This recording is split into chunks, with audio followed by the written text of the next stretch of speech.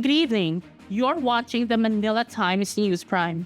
I'm Allen Limos, and here are today's biggest stories. A Civic group demanded for President Bongbong Marcos to answer the allegations of his involvement in the corruption in anomalous infrastructure projects.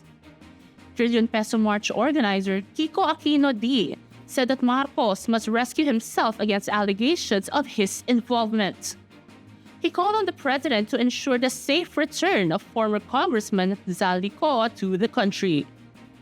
In a video message on Friday, Zaldy Co claimed that Marcos ordered over 100 billion pesos of insertions into the 2025 General Appropriations Act.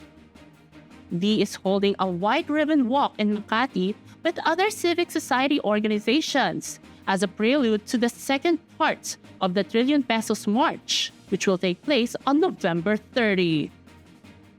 Defense Secretary Gilberto Teodoro Jr. has downplayed calls for a coup d'etat following Zaldy Co's revelations involving President Marcos in corruption.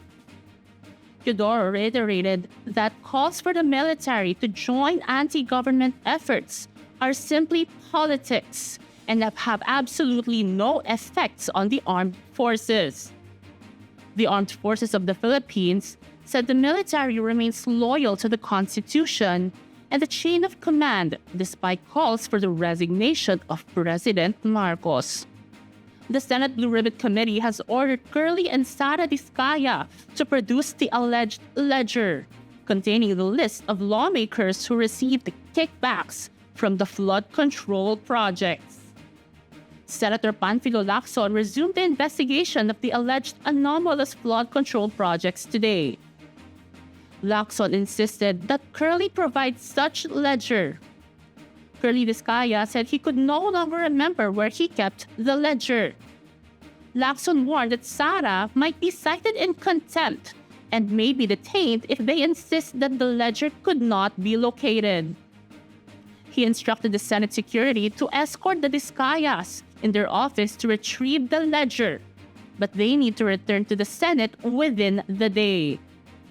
President Marcos urged all members of the Association of Southeast Asian Nations, or ASEAN, to implement the ASEAN Extradition Treaty.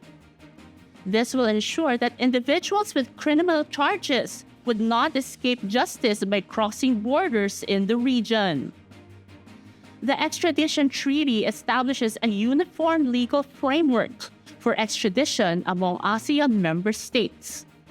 The treaty will be signed on Friday during the 13th ASEAN Law Ministers meeting in Taguig City. Commission on Elections Chairman George Garcia has issued an urgent appeal to lawmakers to pass a law defining the parliamentary districts for the Bangsamoro Autonomous Region in Muslim Mindanao. Garcia emphasized the uncertainty crippling the poll body's preparation for the region's elections. He revealed that the COMELEC has set a firm deadline of more or less November 30 for the law to be enacted. The Supreme Court has previously mandated the creation of parliamentary districts for the BARMM. The establishment of these districts is a critical prerequisite for the COMELEC to conduct the first regular elections for the Bangsamoro Parliament, the cornerstone of the region's autonomous governance. That's it for now. Thanks for spending your evening with us. For more news and information, read the Manila Times on print. Subscribe to its digital edition or log on to www.manilatimes.net.